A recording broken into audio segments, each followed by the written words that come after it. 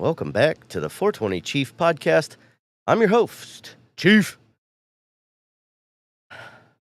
Today's episode is an absolute game changer. I'm sitting down today with David Loos, a man who's opening real doors for veterans in the cannabis industry. He's not just talking about opportunity, he's out here training and certifying veterans for free, giving them the tools to walk into the field employable on day one. From budtending, home cultivation, full force cultivation, David's equipping the veterans with skills that matter. And this conversation is going to be one you want to lean all the way into. With that said, I'm going to pull David into the studio. What's up, David? How you doing today? Hey, I'm doing good. Thanks for having me, man. My pleasure. I appreciate it. It was exciting to meet on LinkedIn and find another veteran who's out here really doing things, not just talking about words, but actually making a difference. So when I saw you, I was like, man, I really hope to get this guy on the podcast. No, yeah, I'm excited too, man. And it's funny you say that because I think it was like a couple weeks ago, someone like pointed a post to me about another state where they had a veterans event, but they just didn't really put much into it. So that's something I've observed, and yeah, definitely trying to change that. So That's something I've observed nationwide, to be honest with you. I recently attended the National Cannabis Fest in Washington, D.C., and there wasn't a huge veteran presence, and there especially wasn't even a major learning opportunity. It was more geared towards like a concert and less about education, and definitely even less about veteran awareness or information. It was more like just people there to use recreationally versus medicinally. And in my line of work, I like to meet up with veterans across the nation and demonstrate different methods of consumption, different strains that help with different pains. Hence my book, Strains for Pains, that I wrote so people could just kind of document, their journey, what works for them, because we're all a little different. But David, let's start off by just telling us a little bit about your background. Let's get to know you a little bit. yeah. So I'm David Loos. I'm from Minnesota, Brooklyn Center originally. As far as like my journey with cannabis and the military, kind of little intertwining back and forth between that. I started with cannabis in middle school. I was originally kind of hesitant towards it because I did kind of fall for like the propaganda and stuff, and I had gone through the DARE program, and I remember like one point in particular that always like sticks with me is like I remember back then like they said that if you buy it, you're like supporting Mexican drug cartels. So like that, I had that thought in my head for so long. But I slowly came around to it. And then like later in my high school years is when I really started using it more. And the interesting thing is that like I was in honors classes like IB, AP, and it didn't really affect my like grades or my academic performance. So I kind of just like took that as a sign and kind of ran with it.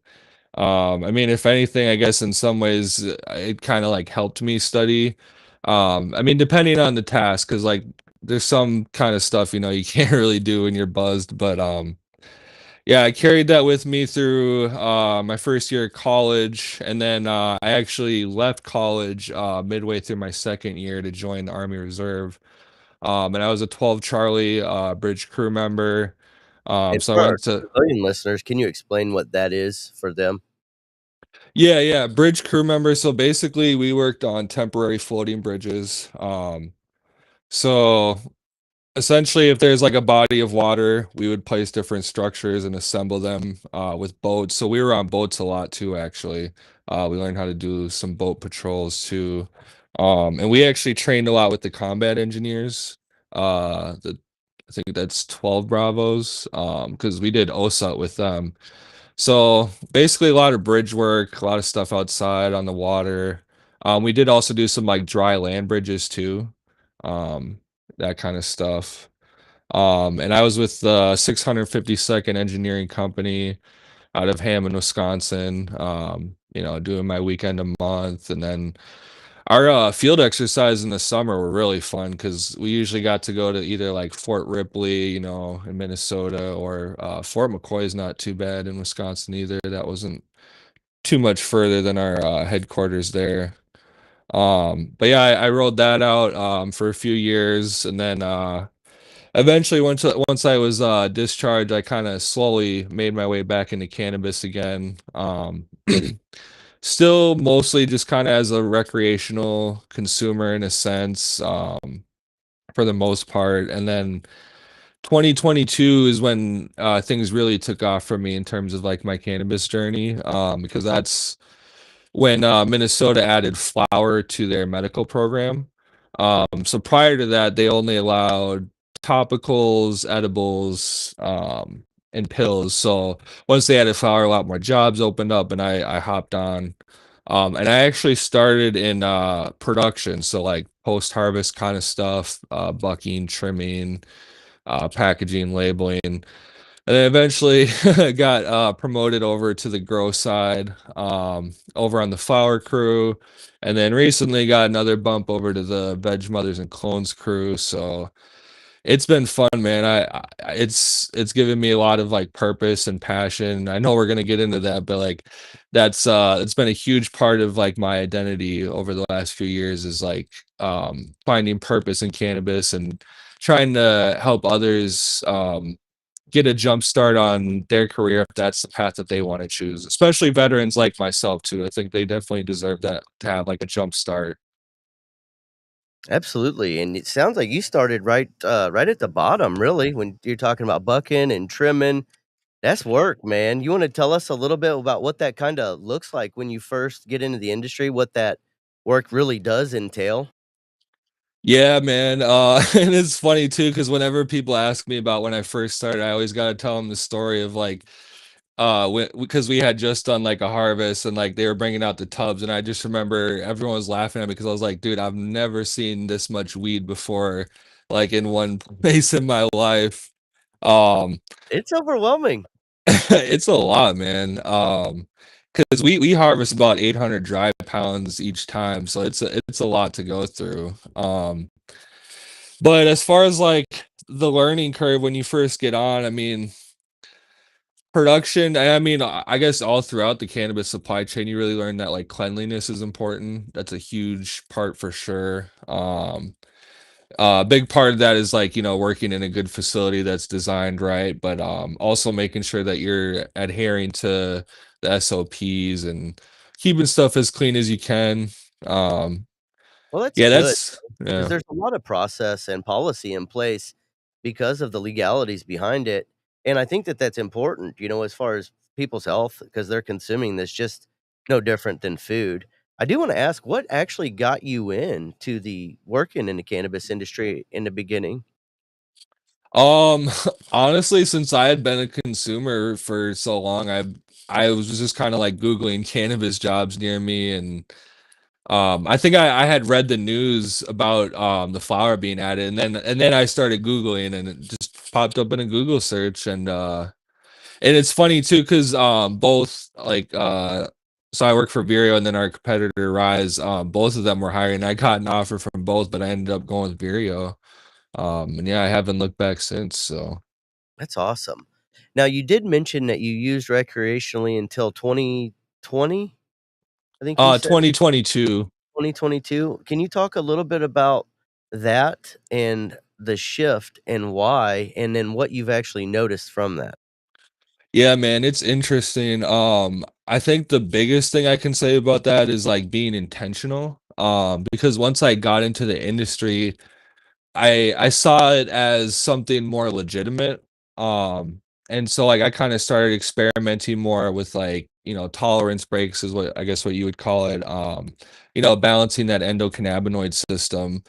Um, because like when I was using it for recreationally, it almost did become somewhat of a habit at times. And I guess like seeing it in more of a professional setting, it really shifted me to think more about the intentionality behind it. Like, okay, is my stomach upset? Maybe I'll use this to like, make myself feel better. Or like, hey, I'm a little restless. I need to get to bed because I got work in the morning. Like maybe I'll, hit a couple of bowls to help out with that. Um, because like I said, there'd be times where I was just doing it all day, and it's like that's not really useful, you know? I mean, No. there's no harm in it, at all, but Well, I it's think not that useful. doing what I do and listening to all the stories of overcoming and some even horror stories, it can go either way, I think. I've talked to people that made it a crutch to where they just did it all day, and I've actually gone in waves, and I like that you mentioned that word intentional. I noticed when I stop doing like a tea break, like you mentioned, I really notice when I need it versus when I would want it. So I actually quit. I went Cali sober, quit drinking. I quit all forms of prescribed medication that the VA had put me on because they do actually increase the likelihood of suicide, and I was feeling that way, and so I was like, I gotta stop this. I'm not even me. I can't even feel the same feelings that I used to. I definitely don't want to do anything. I lost it all, so I had to stop, and I notice when you know, now when I stop, I realize, "Okay, I'm doing this because I actually need a cigarette," and it's like, I don't really need to smoke cannabis for that, because I did it first to slow it down. Now it's more like, "Oh my gosh, I've got some pain. Can my salve fix that? Can I hit the pen and make that go away for a little bit?" Or most commonly for me, the anxiety. I'll find myself feeling anxious, and I'm like, "Need to hit my pen." And so being intentional, I've learned to breathe it out instead of before I hit the pen and just kind of, "Do I really need this right now? If I do, what do I need it for?" And then what's gonna work best for me, like you said, for belly aches. Most veterans, we have gut health issues, and for me personally, that cereal milk strain has done magical wonders. I can hit a bowl of that, and within 4 minutes, my guts are feeling much better. Yeah, man, I know exactly what you're talking about, and I mean, that's the thing, it's like, until you're being intentional, it's hard to come to those kinda conclusions and experiment with, like, what works for you, so And I think that's the importance of talking about these things, because when we get professionals talking about it, it's more than just, "Hey, smoke some weed." And I think it's important for people to see these conversations because I can be, medicated and still have an intelligent conversation. I can be medicated and still compete in sports if I really wanted to. I mean, I go on hikes, I go kayaking, and sometimes I just utilize the medicine to get me through so that I can enjoy that time without pain. Or, later when I wanna relax without the pain from the hike, you know what I'm saying? for sure, I mean, there's a lot of nuance to it, and I think that's why there's, a lot of education needed. Because I mean, it's like you can't just come at it and be like, "Oh, you're smoking too much weed," because then you kinda sound like the man, and I think that's why it's important to explain about the endocannabinoid system and, just balancing, like, you don't gotta, like, refrain from it every day, like, you can still do it, but just be mindful maybe, like, in the afternoon and yeah. Right. What's your preferred method of consumption? And what do you mostly consume for? So personally, I use glass. Not much of a roller. I kind of suck at that. So, and I used to try like dabs, but they're honestly just kind of too much for me. I feel like personally, like my body is very sensitive to it. My body seems to be sensitive to a lot of drugs, honestly. But THC especially. Um, and I really like using bongs and bubblers, just because I feel like it kinda, like, softens the hit a little bit, it's a little bit smoother, because I've definitely noticed, like, if I just use, like, a bowl or even sometimes with papers or blunts, like, it's a little bit harsher for me, so I'm a big fan of, like, bubblers, bongs, I do try to recommend to some people if they're trying to have something less harsh to use vaporizers too. That's always an option. That's true, even those volcanoes into the bag. I tried one of those the first time I ever went to Doobie's Consumption Lounge in Rolla, Missouri, and that's where they took the flour and put it in a machine, and it heats up, and it vaporizes into a bag, and I learned from talking with people, that's actually how they initially were issuing that medicinally in California was through those volcano bags, because you can use it for I think the terps will stay in there for up to, like, 45 minutes or something, but I think it's best if consumed within, like, 10 minutes, but it completely removes the carcinogens, the things that are bad for you when smoked, and it actually if you've got a good, flower, it really brings out that terpene flavor, which For me, helps because I'm like you mentioned earlier, I'm pretty sensitive to certain terpenes. Some of them aren't good for me. Some of them trigger my anxiety a little bit, and I can taste that now, after experience. But with those volcanoes, you can really dial in on what terpenes you can taste. Yeah, for sure. Because smoking or combusting obviously degrades more terpenes than vaporizing. I'm not an expert on like the exact. I know that there's like a chart that has like the exact temperature points at which point, it starts degrading in that. So I always tell people to experiment. I mean, it is a little bit of a different high, for sure. But I mean, some, I mean, it works good for sure. And it, like you said, like the terps, man, that's you can't beat it for that kind of a thing. So you use glass. What do you consume for and when? Oh yeah, for sure. So I mostly consume for like anxiety. Occasionally, if I'm having like stomach cramps, I kind of use it for like digestion kind of issues. Sometimes if I'm feeling a little bit restless at night, like I'll smoke a couple bowls or bubblers before night. But usually it's mostly for anxiety. A little bit of like mood balancing too. And that's also kinda why I try to be intentional too, because, like, with mood, it's kinda like you don't want it to be a crutch, but also, like, I mean, a lot of shit happens, especially in today's world, man, so it's like, sometimes you just need that mood boost, and I don't think there's anything wrong with that. I mean, like I said, if you're intentional with it, that's what it's all about. But, yeah, for me, mostly, like, anxiety and mood, occasionally digestion, sometimes sleep. Okay, that's awesome. Any specific strains that are your go-to strains? Like for me, I do for like during the day, I love a sour diesel, a pineapple express, a blue dream. At night, I like those purples, man, like a purple punch, granddaddy purple, things like that. Any preferences or recommended strains from you? Yeah, recently I've been having some of my friends grow out Zope. That one's more of an indica. I use that one for my nighttime. I've Because been that hearing a one, lot about that stuff. I really have. yeah, it puts you out pretty good, and like I feel like that one's a little bit of like it's kind of puts you out, but it also kind of gives you the munchies a little bit. So it's kind of like a nice 1-2 combo with that one. During my daytime, like for my anxiety kind of stuff, I have a good friend that still has Gorilla Glue that he grows, and I really like that one because it tends to kinda like it's weird because it actually I feel like it's a very giggly strain, it makes me laugh a lot, but that helps me kinda get through my anxiety a lot, and I mean, it kinda depends on the situation, like, I can't go into, like, a conference all giggly like that, but if the situation allows for it, it's definitely helped me before. Outstanding. So Gorilla Glue is a good one. I was laughing because I actually have a pre-roll of the Gorilla Glue here, and it was actually one of the higher ones I've ever seen. This one's a 43%. Holy sh Yeah. damn. I travel, this is what I do, so that was a cool find. I did try that one with my son, and it didn't overwhelm me, but at the same time, we didn't do the whole thing. It was just a couple of puffs each, and that was that was really it. That was really it.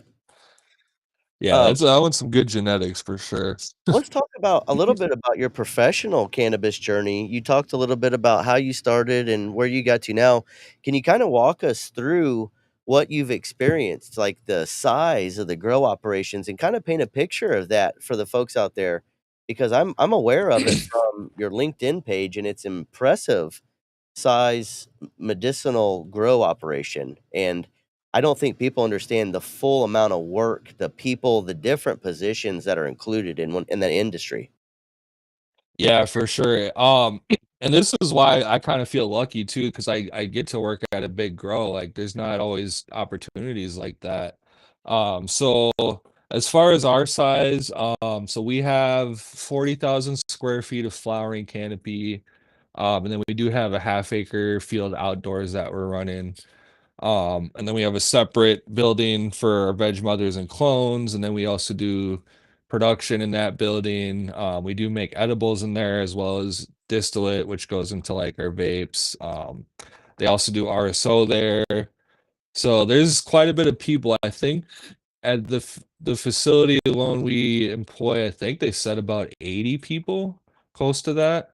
Wow. Because yeah, we got the cultivation team, got the production team, the lab team, the edibles team.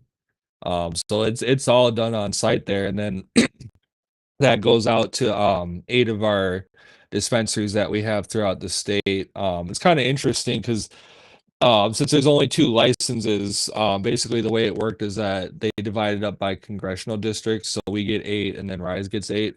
So we do have quite a bit of, like, bands that are kinda going in and out, transporting all of our stuff pretty frequently. Um, but yeah, it's a big facility, like I said, 40,000 square feet of flowering canopy. That's in, 3 different flower rooms. It's all greenhouse too, so it's mixed lights. And that's been a really fun experience too, because I mean, it comes with a lot more challenges in indoor, especially at that scale. What So, are some of the challenges you face with indoor? And I ask because I've done some garage grows. I love doing my outdoor grows because nothing lights up the plant like the sun. But what are some of these challenges that you guys face in the big industry as far as growing? well, like greenhouse in particular, we struggle with humidity a lot, especially in the summers. So one thing that's been kind of cool with that is like learning from the company I work for, like how to design things properly. Because in past summers we would struggle a lot with humidity, and sometimes we would get botrytis and mold in the bud. So what we did to fix that is we added shade curtains, we upgraded our louvers and fans, we added more airflow. um, so it's been interesting learning a lot about design from them too. Because I'm kind of carrying that over into some of my consulting, some of the rec grows that are popping up, and Oh, lost them. I lost you for a second there, but you still there? Can sorry, you hear me? did you lose me there? Yeah, just for a second we did. Are you back now? You might have to drop out and come back in. Here. Boop. There we go. Did that help?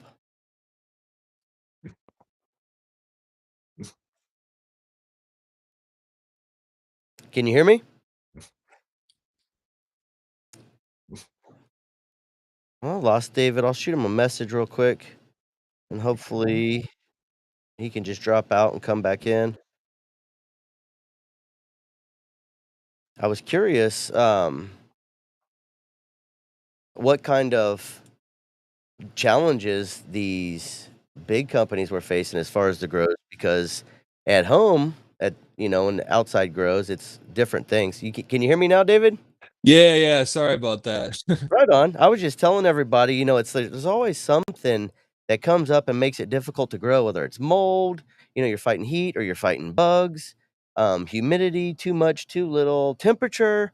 Like there's so many things. And the craziest thing that I learned and I heard early on was you can never just remove a problem from a situation. Like if it's bugs, you always have to introduce new solutions to mitigate what has been what's the problem. You can't just take away the problem. And always go to the source too. That's one thing that I've kind of found is like trying to like investigate the source of the problem. Because like you said, some people will just kind of like wait for the next person to fix it, but it's like, no, you got to go to the root, make sure that your SOPs are in tune with that too. Um, yeah, it's been interesting. Like, I mean, yeah, the biggest challenges I think are like making sure that your environmentals are synced up. I feel like training is pretty like intuitive. Most people catch that on pretty good. Environmental controls definitely seem to be the biggest. As long as you're working with good genetics too, that's another thing that kind of mitigates some of those challenges for sure. Absolutely. You did mention a moment ago some of your consulting and your work helping startups with grow designs, compliance, and operations. You want to talk a little bit about that? And I want people to pay attention that we talked, and David had mentioned earlier he started, bucking plants and trimming to now consulting, other industry professionals. Can you want to talk a little bit about that and what services you provide to them? Yeah, for sure. So that's been an interesting endeavor actually, because I feel like I myself, like a lot of people, I haven't had like the best experience with consultants. But it came very naturally just because like Minnesota being a very limited market. I mean, you got people that come out of state, but like some people do want to work with locals, and it's kind of limited to like home growers and then us and Rise. So I kind of had people reach out, and eventually enough of them kind of bugged me about it that I was like, okay, I think there's some demand here. Um, I think part of what helped with that too is like actually posting a lot on LinkedIn and then like following up with those connections. Also attending events definitely helped a lot with that too, like in-person networking. Well, it's no But different than any other field of expertise. I got out of and retired from IT, and I used to go to conferences and I used to network, and that's really what it's all about is staying consistent and becoming a subject matter expert. I had employees as an IT manager that they didn't go to training to learn about like Amazon services, they gave training on Amazon services. They were the speakers. And I think that once you get to that certain point of, putting in your time and doing enough of anything, you become the subject matter expert. And people will seek you out, especially, like you mentioned with your LinkedIn posts, when you stay consistent and you know what you're talking about, you're not just, bullshitting it. When you actually know what you're talking about, people will tend to gravitate towards that to get information because it's too expensive to fail a lot of times. When you're jumping in, you want to make sure that you're doing things right. And a lot of times it's too expensive to fail forward, from the get go. for sure, and it's been nice too because like for me, it's attracted like not only potential clients, but that's also it's also attracted partners too because like I have a couple partners that help me with my consulting, and they've been at it for like decades, and that's kind of like a big confidence boost for me because having just a few years of experience isn't the same as having decades. So like being able to partner up with someone like that too was definitely helpful.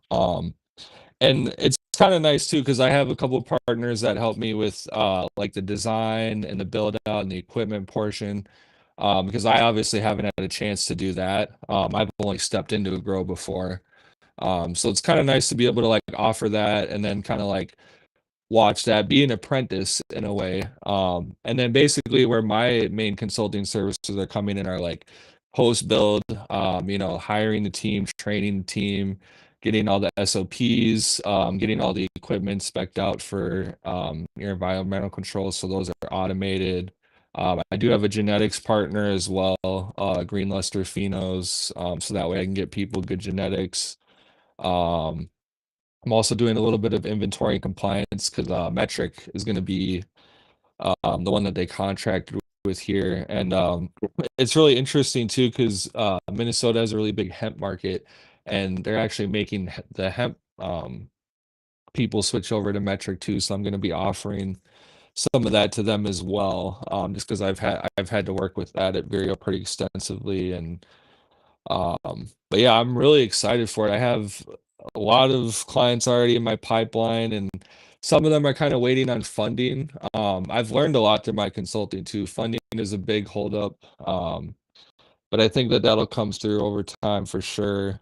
Um, so yeah, it's been exciting, man. I mean, grows are starting to pop up, and it's been nice kind of offering people my expertise. So That's awesome. And it's kind of a great segue into kind of your baby, your passion mission, which is the Frontline Bud Foundation.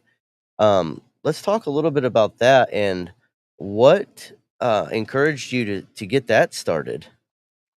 yeah, so Frontline Bud Foundation is my nonprofit. Basically, it exists to help veterans learn how to grow cannabis at home and then prepare them for jobs in the industry.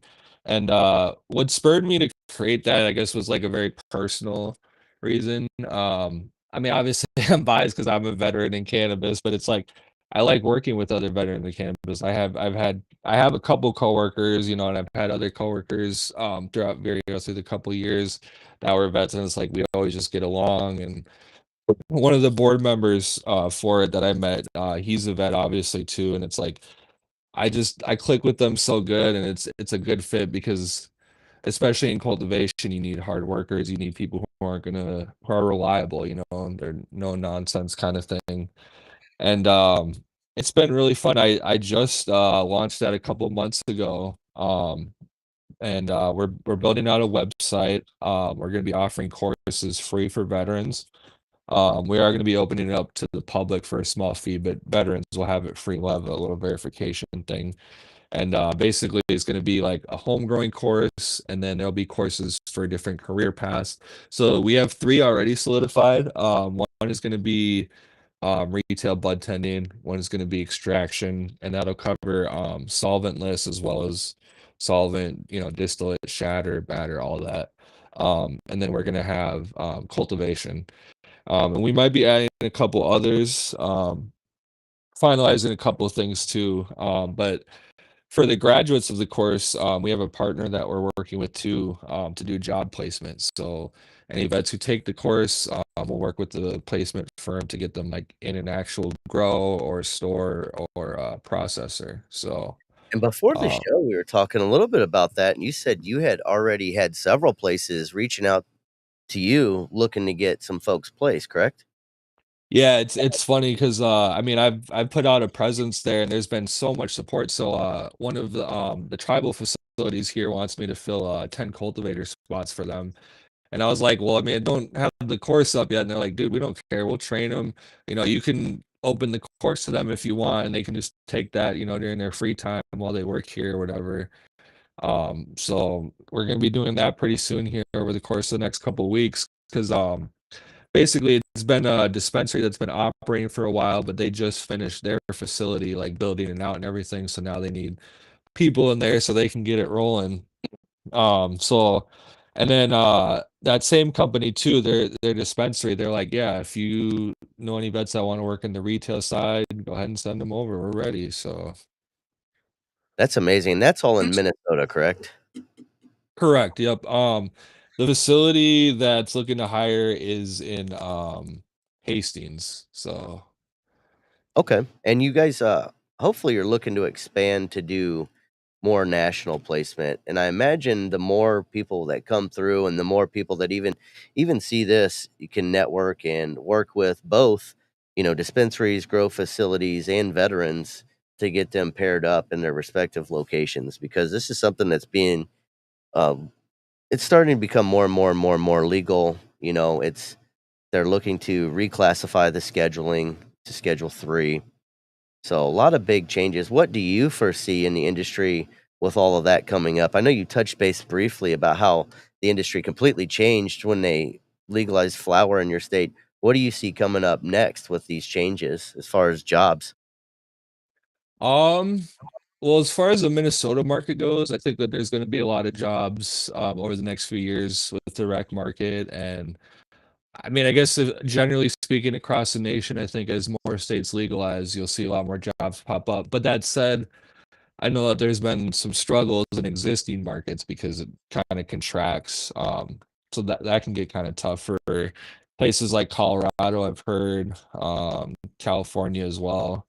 But I feel like with new markets popping up, I feel like that really does give a nice opportunity for veterans because you can't you can't hire a master grower at every grow, Like you got to take on some new people too. And obviously we're going to try to prepare them as best we can, but I see I see a lot of jobs popping up in new markets. I think interstate commerce will have an impact at some point, but I mean it's hard to say when that will occur. I think that there will always be like a market for like small craft grows though. That's been a big conversation here too, actually in Minnesota, because obviously our climate's kind of weird. So people will talk about, if you could just get it shipped from California. But I still think that like the micro indoor grows and smaller craft grows, I think there'll still be a market here. A lot of people compare it to like the craft brewing market, because obviously you Yeah, got or a winery. huge, yeah. Yeah, for sure. It's very, very much similar. I actually go to a place in Rosebud, Missouri called Slap Happy Emporium, and they've got different products and kinda like a consumption lounge. You can sit out and try out whatever you purchase there. You know, you're on your own. You go outside after you buy it, and it's on you. Very similar to Doobie's consumption lounge, but places that you can go and you can try it and consume. At these places, though, they've got, bud tenders to help you, educate you in different consumption methods, strains, etcetera, things like that. Um, One of the things that I absolutely love about this course is that cultivation because for me, I found that just growing for myself was very therapeutic. I found, and I still find with my outdoor grows, I'm out there every single day. I'm inspecting every single plant. I know, everything about them, and it's a form of communication. Like they tell me what they need, or or don't need, and I give it to them away today, and I'm out there looking again, checking for bugs, but it's better for me to be that warrior in the garden, you know? So I love that you're offering that for veterans. Can you kinda walk us through a little bit about what that curriculum looks like? So is it textbook stuff? Is it all online? Do they have to be there in person? Can you walk us through that? Yeah, so the courses are gonna be all online. It's gonna be a combination of video and articles. Because one thing that I've kinda realized from talking with other people is that video is a big form that people seem to like, especially for education.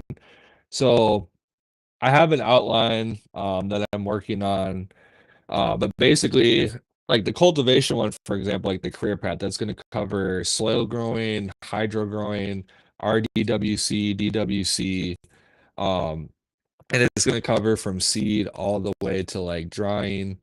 Um, and then one thing that I'm really drilling into this too that I think will make it really effective is, like, comprehension. So, like, having comprehension checks or quizzes, throughout different sections and modules, because that's one thing that I've kinda picked up on taking other courses. I think not a lot of them focus enough on comprehension, um, and I'm really making sure to narrow in on, like, what's, like, most important to know in terms of comprehension because, you can't drill them on every little environmental aspect, but, like, as long as they get the big picture and they know how to apply that, to wherever they go to, because that's the other thing I was gonna touch on too is, like, you can know a general concept, but then you have to know how to apply it to a grow that you go to, because every facility is different. So yeah, mostly, like, a little bit of, like, articles, videos, comprehension, and it's kinda gonna be stacked and layered in that way. Okay, and then you said, modules and courses. How long, are these courses each? Like, is this like a 30-day course or on your own pace? How does that work? It's gonna be self-paced, but I am gonna allow, like, check-ins and have some, like, office hours, so that way people have, like, further questions, they can follow up with me, and that way it can kinda be done in a group setting as well. So I'm kinda ironing out how exactly I'm gonna do that, but as far as, like, the self-pace goes, they're meant to be completed within a month is what we're shooting for. And that's a month per course that you'd mentioned before? Correct, so, like, if they wanna do cultivation, that would be a month. And vets are welcome to take as many courses as they want. So if they want to do another one, um, we just ask that they do one at a time so that way their focus really stays on the subject matter. Excellent, and if somebody's interested in finding out more information, um, where can they go to find you? Is that the frontlinebudfoundation.org? Yep, that's our website. So we do have the domain secured. It's not like completely built out yet, but it will be fairly soon. We do have a spot on there though where you can enter your email. That way you get in on our newsletter and we'll give regular updates. Otherwise, we are on social media too. If you look up Frontline Bud Foundation on LinkedIn as well as Facebook, we're on both of those. And on LinkedIn, I usually do kind of like reshare a lot of like my content too. So we try to put out educational content on our platforms for the channel too. Awesome. What for our veterans listening right now that might be on the fence about trying cannabis, what would your advice to them be? My advice would be to start small. And honestly, I think some good advice that I can think of too is like find a buddy that smokes. It doesn't have to be, a fellow veteran, but just find a buddy that smokes that you trust. Because Consumes, yeah. because, I kinda see cannabis a lot, like, similar to, like, other drugs where it's all about the set and setting, you wanna set yourself up good with good company, don't be around people that you don't like.